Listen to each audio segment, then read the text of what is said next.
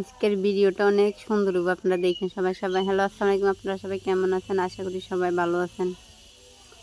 এগুলো কি শাক জানি না, আমাদের এখানে উঠছিল। আমি আরও একবার তরকারি রেখেছি, অনেক মজা লাগছে মাছ দিয়ে। তো আপনারা যদি জানেন কমেন্ট বক্সে জানাইয়েন এটাকে কি বলা হয়। আমি কোনো এগুলা বানিয়েছিও না, কিছু না। এগুলো আছে না, ওই যে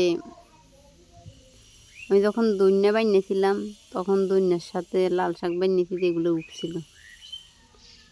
তো আজকে এগুলো তুলে নিয়ে মাদেরকে দিয়েছি। ইন্দি বিলে এটা সান গাছের ফুড়ি কি তারা ইটের ফুড়ি, হ্যাঁ আমার খাইতেছে খালি।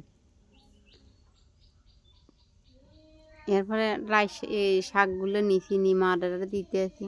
এগুলো মারে করতেছি রাইনতে। আর ইন্দি বেগুন গাছ এগুলারে, টমাটো গাছ এগুলারে আবার বাঁশ দিয়ে করার লাগবে। এগুলো অনেক সুন্দর করে হয়েছে মাশাআল্লাহ। এবার দরে কিনা জানি না।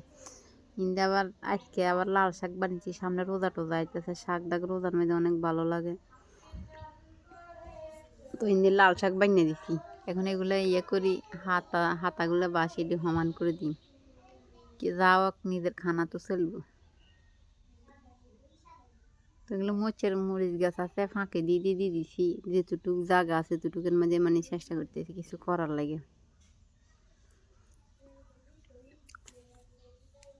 এরপরে জানি কিন্তু আমাদের বাড়ির ভিতরে রাইস শাক আছে, মানে ওই যে সর্ষে শাক আছে। আসলে এগুলো একটা দরকার বেশি।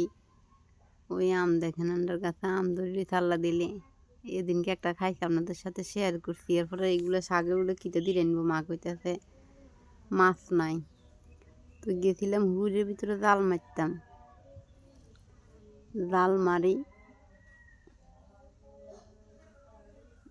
কিতে খাইছি ছান আন্নারা। আজ যে রাশিটা তো বালা হয়েছে না, ওই দিনকে পাইছিলাম কিন্তু আল্লাহ দিলে বালায়। কিন্তু আজকে পাইছি না, অল্প কটা পাইছি, অল্প কটা হয়েছে। তো মাগের কইছি আন্না রান দিলি না নাই বাজার তো নাই থাকি আনন্দ। তো সবাই ভালো থাকেন।